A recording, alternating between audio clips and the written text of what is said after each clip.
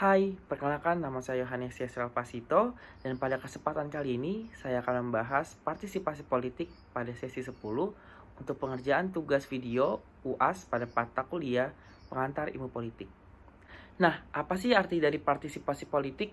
Sebenarnya secara umum partisipasi politik adalah masyarakat yang ikut serta dalam proses berpolitik.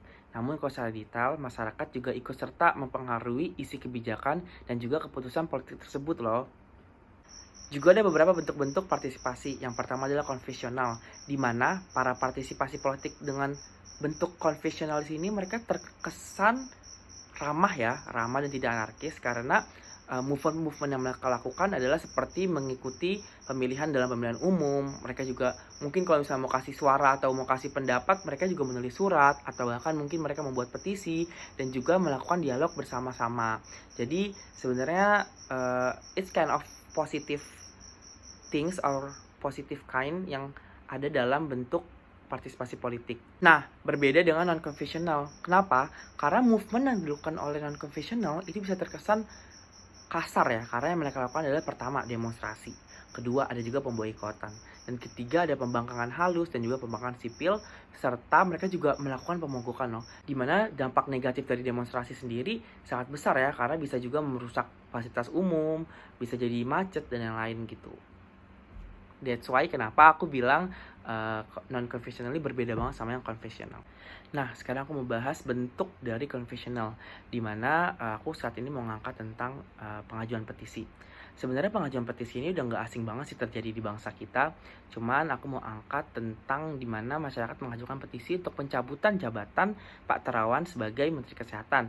Karena masyarakat percaya dan merasa bahwa Pak Terawan ini gagal dalam menangani pandemi karena sudah bulan ke-6 ya saat itu sudah bulan ke-6, namun pandemi bukannya makin membaik malah makin parah. Jadi masyarakat mengajukan dan petisinya diterima oleh Pak Jokowi sehingga pencabutan tersebut dilakukan oleh Pak Jokowi. Nah, sekarang aku mau bahas tentang bentuk yang non-konvensional, di mana seperti yang aku bilang bahwa gerakan atau movementnya itu terkesan kasar karena mengandung demonstrasi, ada pemboikotan dan lain-lain gitu.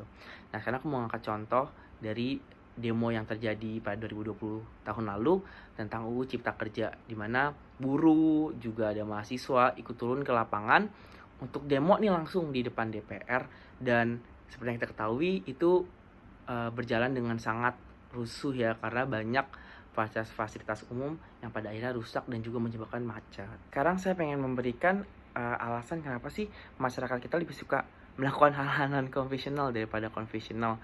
Kenapa apa-apa langsung demo, apa-apa langsung pemboikotan, apa-apa langsung mogok.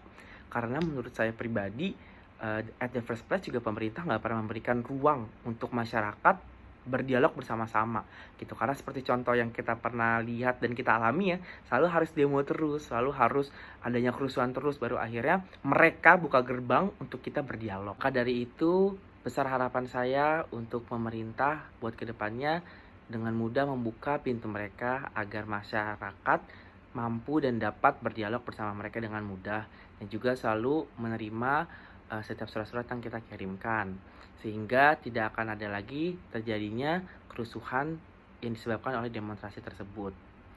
Sebelumnya saya ucapkan terima kasih untuk Mr. Pierre dan juga Mr. Herman untuk bimbingannya dari perkuliahan awal sesi 1 sampai UAS hari ini.